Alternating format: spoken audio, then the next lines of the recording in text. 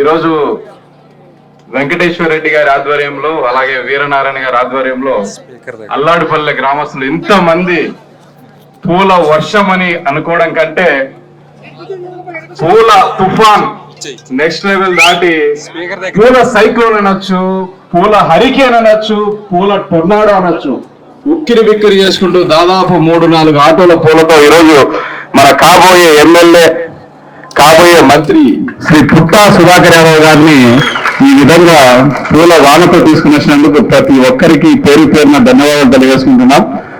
సమయాభావం వల్ల ఒకే ఒక లైన్తో ముగిస్తున్నాం.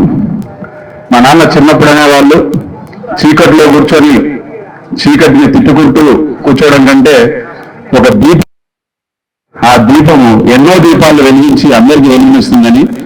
అలాగే మనమంతా ఎప్పటి నుంచో చిన్నప్పటి నుంచి మనం చూస్తున్నాం. మా నాయన తరంలో ఎలా ఉందో మైలుకూరు ఇప్పుడు అలాగే ఉంది.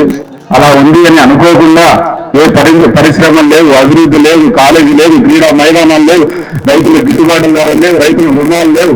ఇలాంటివన్నీ అనుకోకుండా ఖచ్చితంగా ప్రతి ఒక్కరూ ఒక దీపాన్ని, విజయం అనే దీపాన్ని మన శ్రీ పుట్టా సుధాకర్ యాదవ్ గారికి ఇస్తే ఆ విజయం అనే దీపము మనందరికీ మార్గదర్శకంగా మారి మరో మైలుకూరికి మారే అవకాశం మన సుధాకర్ గారు చేస్తారని ప్రతి ఒక్కరిని పేరు పేరున కోరుకుంటున్నాం. మనకి ఇక్కడ 2 ఓట్లు ఉన్నాయి.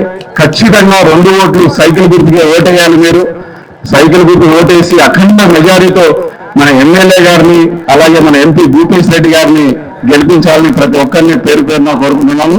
చివరగా సైకో పోవాలి, సైకో పోవాలి, సైకిల్ గుర్తుకే, సైకిల్ గుర్తుకే.